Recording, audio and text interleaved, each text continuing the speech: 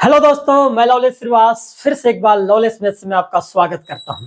दोस्तों, आज की क्लास में हम कुछ महत्वपूर्ण सवाल देखने वाले हैं जो लगभग हर एक टॉपिक से उठाया गया है ना। कई लोगों का शिकायत ये था कि हर एक टॉपिक से एक सवाल करा दिया जाए, है ना। तो उसी बेस पर मैं लगभग जितने भी अभी प्रेजेंट टाइम में जो चैप्टर चल रहा है उनमें से एक एक सवाल को लेकर आया हूं। क्लियर है दोस्तों? तो यहाँ पर जितने भी सवाल देखेंगे सब के सब एग्जाम ओरिएंटेड है और कंटिन्यू तैयारी करते रहिए। अब ज्यादा दिन एग्जाम नहीं बचा है। क्लियर है? तो आज देखते हैं, आज का हम पहला सवाल कुछ बेहतरीन तरीकों से याद देखने वाले हैं। क्लियर है? देखिएगा पहला सवाल क्या बोल रहा है। निम्नलिखित कथनों में से सही कथन को चुनकर आपको क्या करना था, बताना था भाई। ठीक है, अब पहला कथन यह है, जे वाला कथन, ए की पावर एन और बी की पावर एन प्लस ए की पावर एन प्लस बी की पावर एन, जहां एन किस प्रकार की संख्या बोला गया है, एक विषम संख्या है, तो हमेशा ये ए प्लस बी से भाज्य होगा बोला गया है।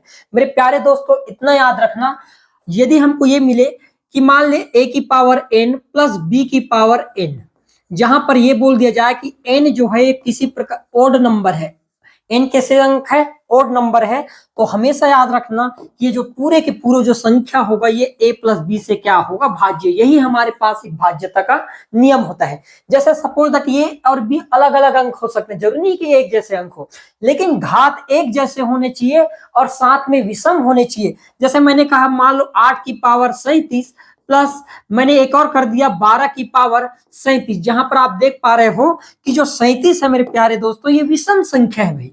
ये किस प्रकार की संख्या है, विषम। इसके बेस पर मत जाना कि बेस सम है कि विषम है, बस ध्यान रखना यदि मान लो उनके घात यदि विषम है, एक जैसे हैं, तो हमेशा ये पूरे की पूरे संख्या जो होगा 8 और 12 के योग, मतलब मैं कह सकता हूं कि 20 जो है इस संख्या को क्या कर देगा, आसानी से काट देगा। मतलब मैं जे वाले कथन को क्या मान लूंगा, यहाँ पर एकदम करेक्ट होगा। उसी प्रकार सेकंड वाला हमारा कथन क्या बोलता है, ध्यान समझिए, ए की पावर एन प्लस बी की पावर एन प्लस सी की पावर एन, जहां एन एक विषम संख्या है, तो हमेशा ए प्लस बी से बी प्लस सी से क्या होगा, विभाज्य होगा। ये इसी सवाल का एक कड़ी है मेरे प्यारे दोस्तों।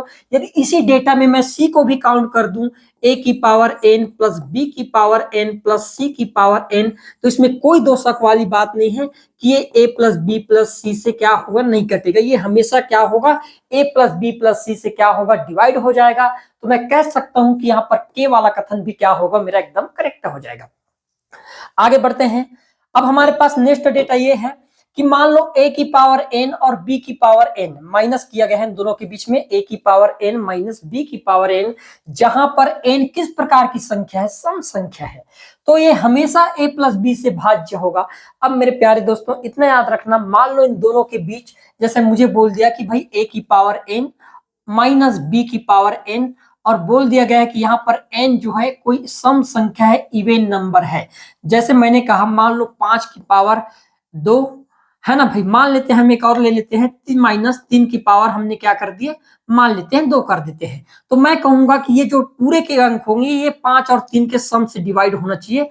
5 और 3 8 से कटना चाहिए। अब एक ही चीज बताओ आप, 5 का वर्ग कितना होगा, तो आप कहोगे 25, माइनस 3 का वर्ग कितना होगा, 9, 25 में 9 जाएगा तो बचेगा 16, और 16 को 100% 8 क्या होगा, काट देगा। तो मैं कह सकता हूं कि एल वाला कथन जो होगा मेरे प्यारे दोस्तों, ये भी करेक्ट होगा। अब बोला गया है, मान लो ए की पावर एन माइनस बी की पावर एन दिया गया है इस प्रकार से, जहां एन हो सकता है सम संख्या भी हो या तो विषम संख्या भी हो, ये दोनों में से कोई भी हो सकता है। इसकी कोई एकदम वजूद नहीं है कि भाई केवल सम ही होना चाहिए या विषम ही होना चाहिए। कंडीशन ये है, तो ये हमेशा a माइनस बी से भाज्य होगा। मेरे प्यारे दोस्तों, ये भी हमारे पास एक भाज्यता का नियम है, और हमको पता है कि मान लो a की पावर n और b की पावर n माइनस करके दिया रहेगा ना भाई, a की पावर n माइनस b की पावर n, है ना, जहां पर n हो सकता है सम हो या विषम हो, लेकिन मैं निश्चित रूप से कह सकता हूं कि ये दोनों संख्याओं के अंतर से जरूर विभाजित होगा। तो मैं कह सकता हूं कि यहाँ पर m वाला कथन जो होगा मेरे प्यारे दोस्तों, ये भी क्या होगा, करेक्ट होगा। तो इस हिसाब से देखें तो इस सवाल का करेक्ट आंसर क्या होगा, ऑप्शन नंबर जो डी होगा मेरे प्यारे दोस्तों, ये क्या होगा, करेक्ट हो जाएगा। आ रहा है भाई समझ में? ऐसे सवाल आपको देखने को मिलेगा, तो आप कंप्लीट क्लासेस को देखते जरूर रहिएगा। ये छोटे छोटे नियम जरूर होते हैं, लेकिन एग्जाम ओरिएंटेड होते हैं। क्लियर है? आगे बढ़ते हैं। देखो अगला सवाल फिर जी, 1 मेगा लीटर किसके बराबर है, सही कथन को चुनकर बताना था। अब मेरे प्यारे दोस्तों, हमने लीटर जो होते हैं, जब भी हम कोई द्रव को मापने के लिए यूज करते हैं तो लीटरों का यूज करते हैं। जानते हो इस चीज को? तो मैंने कहा कि हमको पता है कि एक मेगा लीटर की बात करूं, मेगा लीटर की बात करें हम, तो एक मेगा लीटर में होता है हमारे पास 1,00,000 लीटर होता है भाई। याद रखना, 1,00,000 लीटर होता है मेगा लीटर में। इकाई, दहाई, सैकड़ा, हजार, 10,000, लाख, 10,00,000। 10,00,000 हो गया क्या, है ना? 10,00,000 लीटर होता है, सॉरी, है ना? कितना होता है? 10,00,000 लीटर का एक मेगा लीटर बनता है, इतना याद रखना। ये हमने देखे, है ना, कि 10,00,000 लीटर का एक मेगा लीटर। यदि मैं बात करूं गीगा लीटर का, तो एक गीगा लीटर कितने के बराबर होगा? तो एक गीगा लीटर की यदि हम बात करें, गीगा लीटर की बात करें मेरे प्यारे दोस्तों, तो ये हो जाएगा 1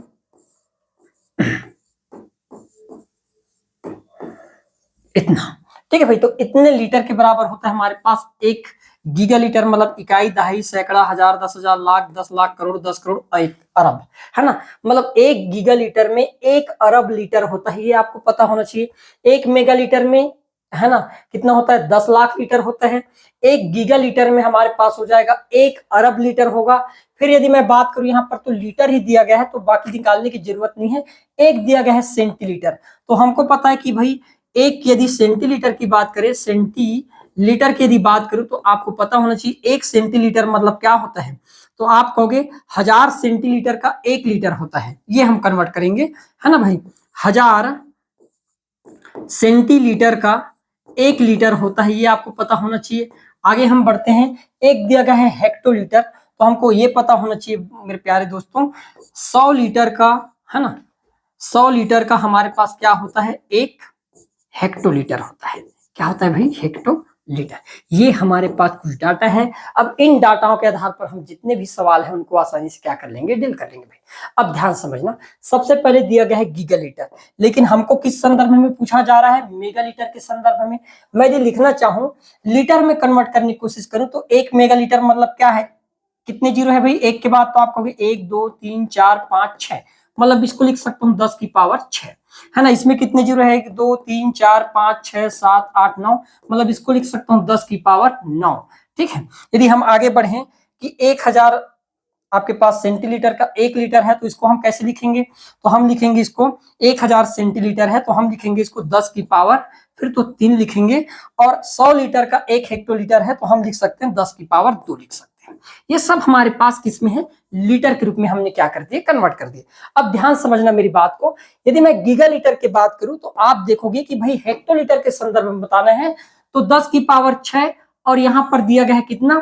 10 की पावर 9। मतलब मैं ये कहूंगा कि मैं मान लो गीगा लीटर में कन्वर्ट करना चाहूं, तो एक मेगा लीटर जो होगा ये हमारे पास माइनस में आ जाएगा। मतलब मैं कह सकता हूं कि जे वाला जो कथन होगा दोस्तों, एकदम मेरा क्या होगा? करेक्ट हो जाएगा भाई, क्योंकि यहाँ पर 3 जीरो एक्स्ट्रा है, तो 3 जीरो का यहाँ पर 3 दशमलव के बाद 3 अंकों में ले लिया गया। मतलब मैं कह सकता हूं कि जे वाला कथन एकदम क्या होगा? करेक्ट होगा। यहाँ पर स्पष्ट दिख रहा है भाई, 10 की पावर 6, 10 की पावर 9।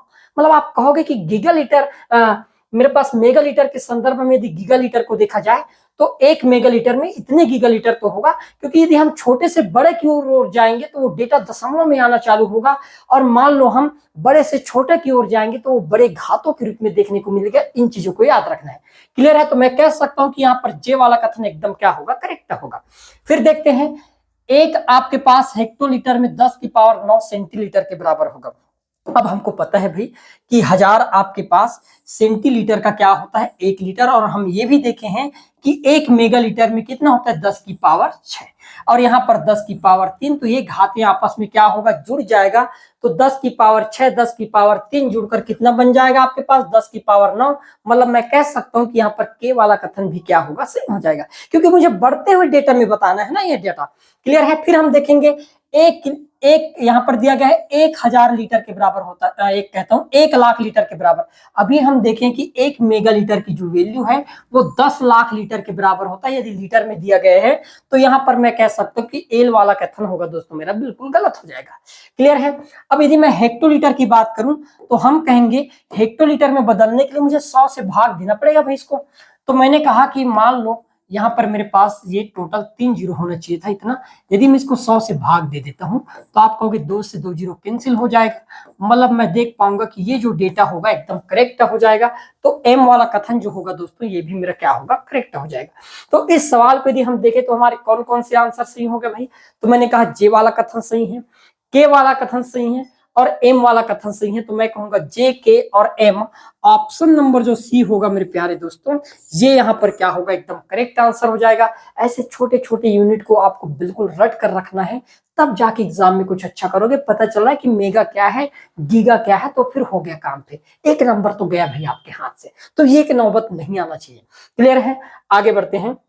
देखो अगला सवाल, यदि ए अनुपात बी बराबर 5:7 और सी अनुपात डी बराबर 2:2A अनुपात 3B है, तो निम्न में से सही कथन को आपको क्या करना था, चुनना था भाई। अब ध्यान से देखना, मैं एक चीज कहूं आपको कि भाई मुझे एक चीज तो मिल गया है कि भाई ए अनुपात बी का मान दिया गया है कितना, तो आप कहोगे 5:7 दे दिया है। मतलब मैं इतना तो 100% श्योर हो गया कि भाई ए का मान 5 है और बी का मान कितना है, 7 है। क्लियर है। फिर मुझे सी और डी का निकालना था, तो मैंने कहा फिर तो सी और डी का जो अनुपात होगा मेरे प्यारे दोस्तों, ये किसके बराबर दिख रहा है ना भाई, ये सी और डी, ठीक है। तो सी और डी का अनुपात कितने के बराबर होगा, तो यहाँ पर दिया गया है कि भाई 2A अनुपात कितने के हैं, 3B के बराबर। अब एक चीज बताओ दोस्तों यहाँ पर कि भाई ए का मान है क्या, तो आप कहोगे ए का मान है 5, तो मैं यहाँ पर ए की जगह 5 लिख देना चाहता हूँ, अनुपात 3।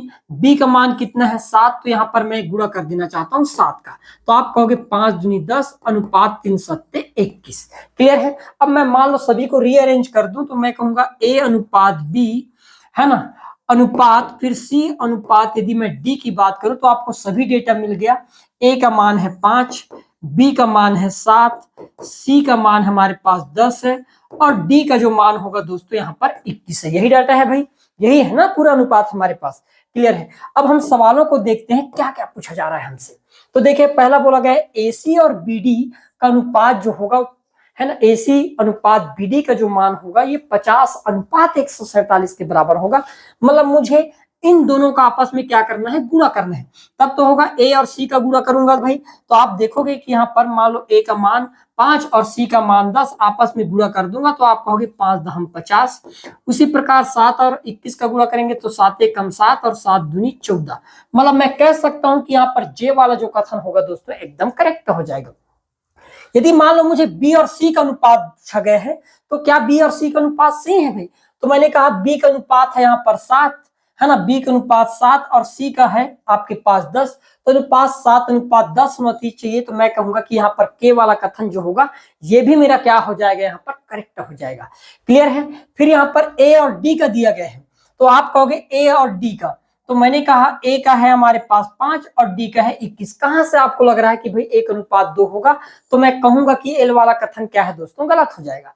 यदि मैं एम की बात करूं, इसमें सभी तीनों चीजों का अनुपात पूछा गया है, 5, 7, 21, 10। यहां पर यदि हम देखें तीनों चीजों का 5, 7, 10, 21 है ना, कि 5, 7, 21, 10, तो मैं कह सकता हूं कि एम वाला जो कथन होगा ये भी मेरा क्या हो जाएगा दोस्तों, यहाँ पर एकदम गलत हो जाएगा है ना। तो हमने देखे कि हमारे केवल 2 ही जो कथन है ये सही हुए हैं, ऊपर के दोनों। तो मैंने कहा केवल और केवल जे और के जो कथन होगा ये मेरा क्या होना चाहिए, एकदम करेक्ट आंसर होना चाहिए।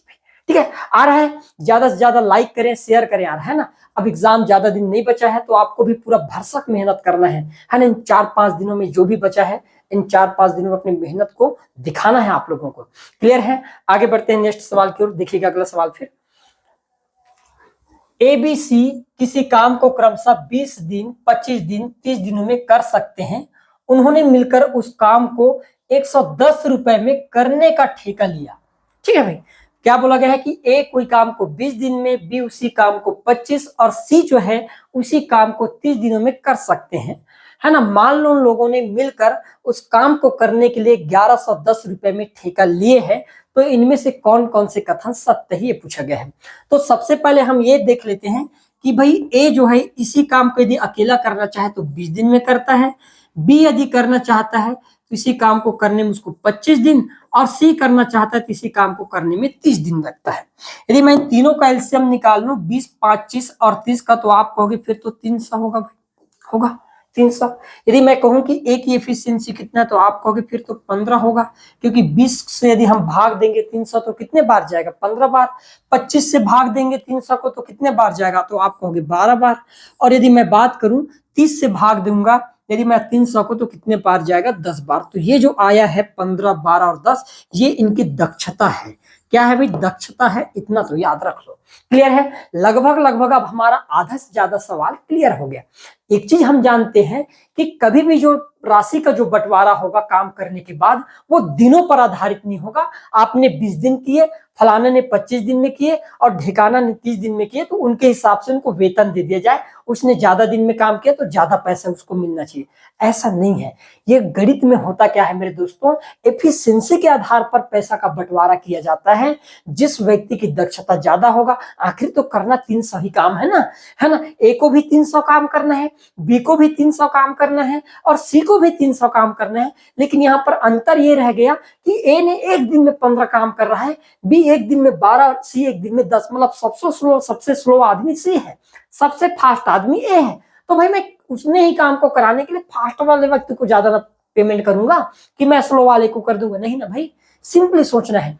अब हमारे पास कथन देखना ध्यान से, तीनों को समान वेतन मिलेगा। तीनों को कैसे समान वेतन मिल सकता है भाई? है ना? जब इनके दक्षता अलग अलग है, जब इनके दक्षता अलग अलग है तो इनके द्वारा प्राप्त इनको मिलने वाले वेतन का मान भी क्या होगा? अलग अलग होना चाहिए। लेकिन यहाँ पर कथन ये बोलता है कि तीनों को समान वेतन मिलेगा, तो मैं कहूंगा फिर तो ये वाला कथन क्या होगा दोस्तों? एकदम बेबुनियाद है, बिल्कुल गलत हो जाएगा। क्लियर है? आ रहा है समझ में? फिर हम देखेंगे ए, बी और सी को उनके कार्य के हिसाब से वेतन मिलेगा। कार्य के हिसाब से भाई, कार्य के दिन के होना चाहिए ना, यहाँ पर कार्य ने दिन के हिसाब से ना, उनके दिन के हिसाब से ये होना चाहिए था, है ना? कार्य नहीं होना चाहिए था, दिन। दिन के हिसाब से वेतन मिलेगा। तो भाई दिन के हिसाब से कैसे वेतन मिल सकता है ना? आप ही सोच कर देखना, दिन के हिसाब से कैसे वेतन मिलेगा? ए, बी और ये सी है, तो उनको दिन के हिसाब से वेतन तो नहीं मिलना चाहिए, इतना तो आप मान लो। ठीक है?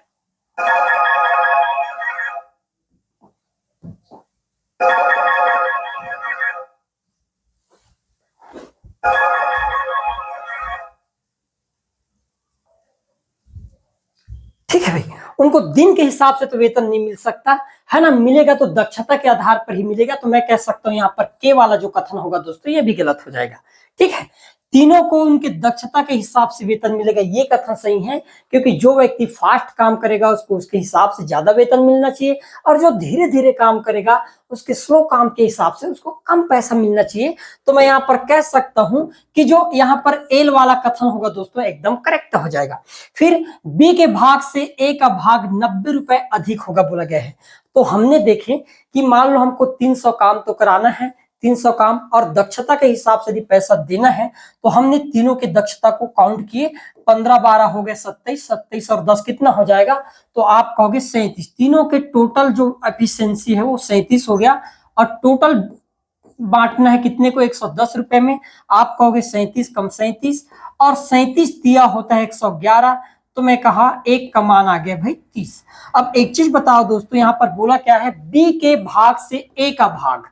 तो भाई मैंने कहा ए का जो एफिशिएंसी है वो 15 और बी का एफिशिएंसी 12 है। तो बताओ बी से ए का एफिशिएंसी कितना ज्यादा है? तो आप कहोगे भाई 3 ज्यादा है ना भाई? 3 ज्यादा। तो जब एक का मान 30 है तो 3 का मान कितना होना चाहिए? तो आप कहोगे 3 गुणा 30 कर दिया जाए, मतलब ये हो जाएगा मेरे प्यारे दोस्तों 90 रुपए। मतलब ये जो कथन है एकदम करेक्ट है। मतलब मैं कह सकता हूं कि एम वाला जो कथन होगा एकदम राइट आंसर होने वाला है। तो हम कहेंगे कि यहाँ पर ऑप्शन नंबर जो सी होगा ये क्या होगा? हमारा एकदम करेक्ट आंसर होगा। ऐसे आपको छोटे छोटे चीजों पर बिल्कुल ध्यान देना है। क्लियर है? आ रहा है समझ में? आगे बढ़ते हैं। फिर देखो अगला सवाल। फिर प्रश्न दिया गया है, ये आपके पास टाइम स्पीड डिस्टेंस का बहुत ही प्यारा सवाल है। ध्यान समझना क्या बोलना चाह रहा है।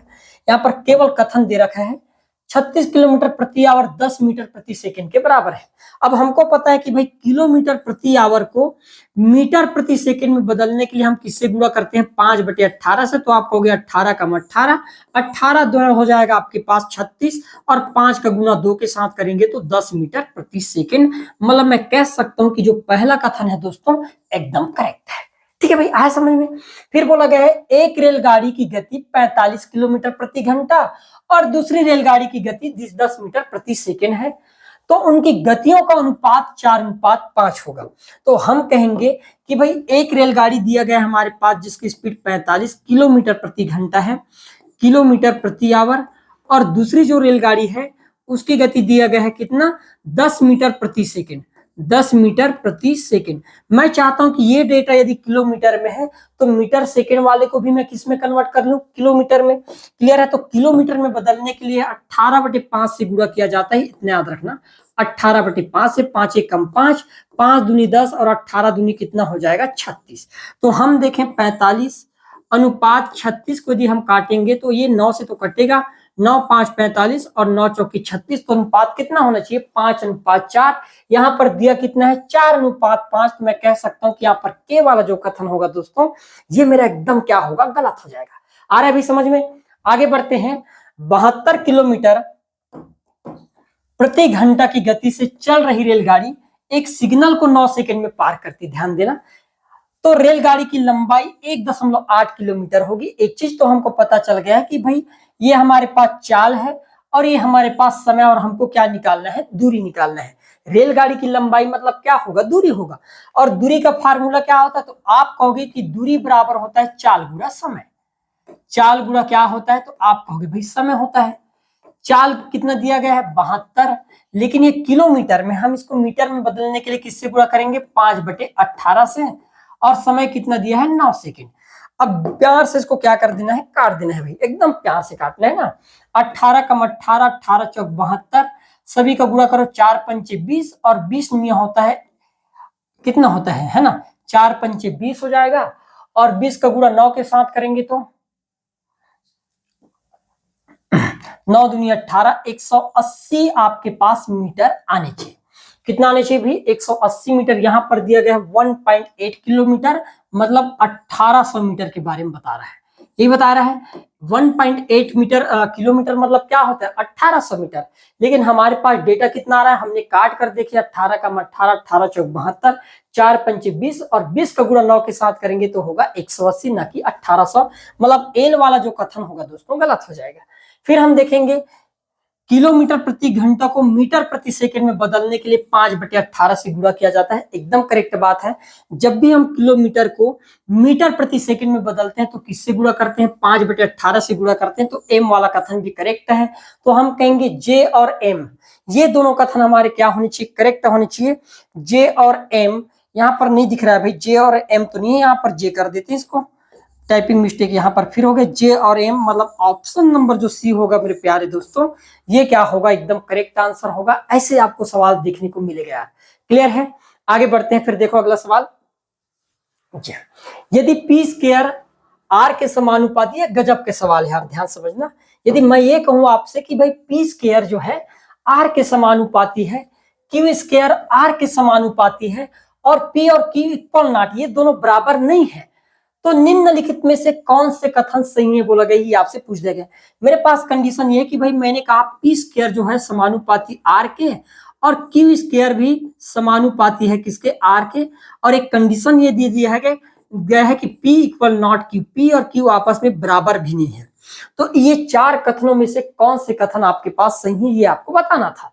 तो पहला कथन ध्यान दीजिए क्या है, p square plus q square r के साथ बदलता है बोला गया है।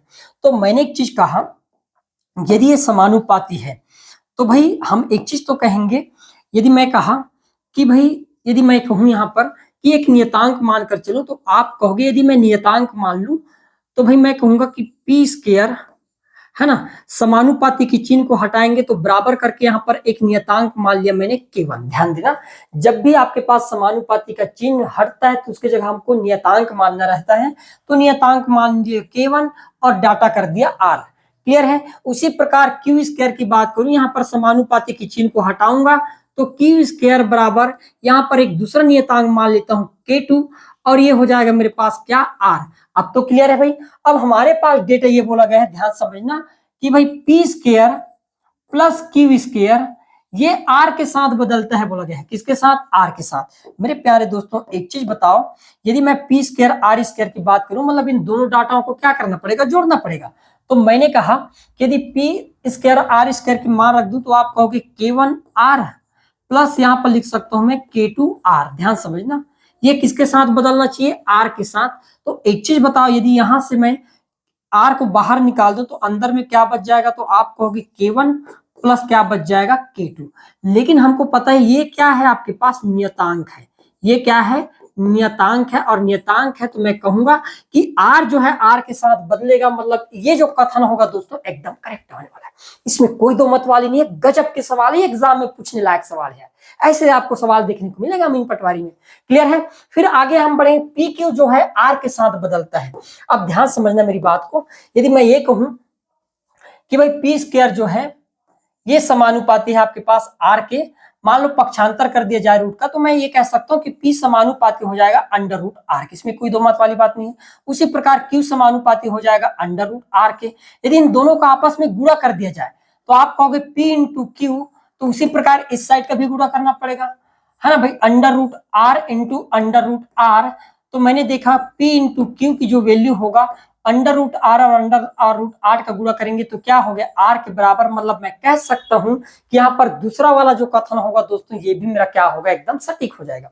तीसरा की बात करें तो यहाँ पर भी सेम वैसी, यहाँ पर पॉजिटिव था उसके जगह हम निगेटिव निकाल देंगे, तो इस हिसाब से ये वाला कथन भी एकदम फिर क्या होगा? करेक्ट होगा। इसको तो सॉल्व करने की जरूरत ही नहीं था। क्लियर है? तो हमने देखे इसके तीनों के तीनों जो कथन है दोस्तों ये करेक्ट है। मतलब ऑप्शन नंबर जो डी होगा ये आपका यहाँ पर क्या होगा? एकदम राइट आंसर होने वाला है। ऐसे आपको सवाल देखने को मिलेगा और अच्छे से बनाना है यार आपको हर एक सवाल को। क्लियर है? आगे बढ़ते हैं।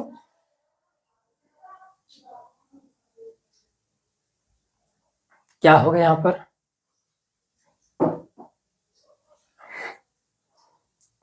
चलो देखते हैं। निर्देश, नीचे दिए गए कथन एस और कारण आर के लिए सही विकल्पों को आपको क्या करना है? चुनना है भाई। ठीक है, यहाँ पर हमारे पास एक निर्देश दिया गया है और उस निर्देश के अकॉर्डिंग आपको सही कथन को क्या करना है? चुनना है। ठीक है, जो भी आपके पास निर्देश दिया रहेगा उसके अकॉर्डिंग हमको क्या करना है? कथनों को चुनकर सही आंसर का जवाब देना है। ठीक है,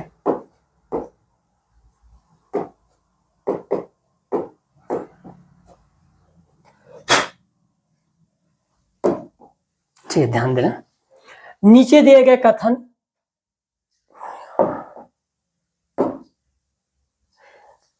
है ना, क्या हो रहा है?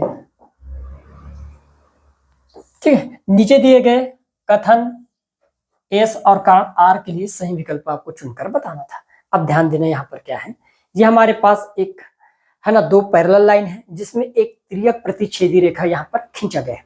अब ध्यान देना, अभिकथन ये बोला गया है कि भाई कोण 1 और कोण 5, यहाँ पर ये दिया गया है कोण 1 और ये कोण 5 एकांतर कोण है बोला गया है। तो एकांतर कोण है क्या भाई? आप देखकर बता सकते हो कि ये कोण एकांतर कोण लग रहा है। मेरे प्यारे दोस्तों, एकांतर कोण उस कोण को बोला जाता है ना, जैसे मान लो इस प्रकार से हमारे पास कोई लाइन है, एक त्रियक प्रतिच्छेदी रेखा के खींचा गया है और मान लो ये वाला कोण अल्फा है, तो ये वाला कोण जो होगा हमारे पास क्या होगा? बीटा होगा। तो कोण अल्फा और कोण बीटा को हम क्या बोलेंगे? एकांतर कोण के नाम से जानते हैं। इनको हम क्या बोलते हैं?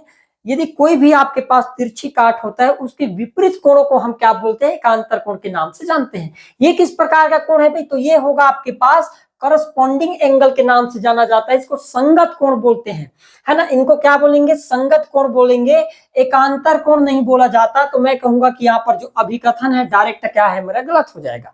क्लियर है? ध्यान देना। फिर यहाँ पर बोला गया है कारण, ध्यान से देखिएगा, त्रियक रेखा के विपरीत किनारों पर बनने वाले कोणों, है ना, कि युग्म को एकांतर कोण बोला गया है। ध्यान देना, यही चीज मैं बताया हूं कि त्रियक रेखा के विपरीत किनारों पर यदि मान लो बने, यहाँ पर यदि अल्फा डिग्री और यहाँ पर मान लो बीटा डिग्री, तब मैं कह सकता हूं कि अल्फा और बीटा क्या होगा? एकांतर कोण कहलाएगा। ये तो मैं कह सकता हूं कि यहाँ पर जो कारण होगा एकदम करेक्ट हो जाएगा। तो हमने देखी इस सवाल में कथन तो हमारा गलत है, लेकिन जो कारण होगा ये सही हो जाएगा। तो ऑप्शन नंबर जो डी होगा मेरे प्यारे दोस्तों, ये हमारा क्या होगा? यहाँ पर राइट आंसर होगा। ऐसे आपको सवाल देखने को मिलेगा। क्लियर है? आज का हमारा लास्ट सवाल देखते हैं, बहुत प्यारा सवाल है। किसी मूलधन पर ऐसे सवाल लाने के लिए बोला गया था, इसलिए ला दिया आज का सवाल, है ना। मन किया कि लाइनों में उड़ाया जाए, है ना, देखते ही बनाया जाए, तो मैं बता दिया, चलो ठीक है भाई, है ना। किसी मूलधन पर 2 वर्ष के लिए 5% वार्षिक ब्याज की दर से चक्रवृद्धि ब्याज 328 रुपए है, तो उसी दर से उतने ही समय के लिए मूलधन पर साधारण ब्याज किया।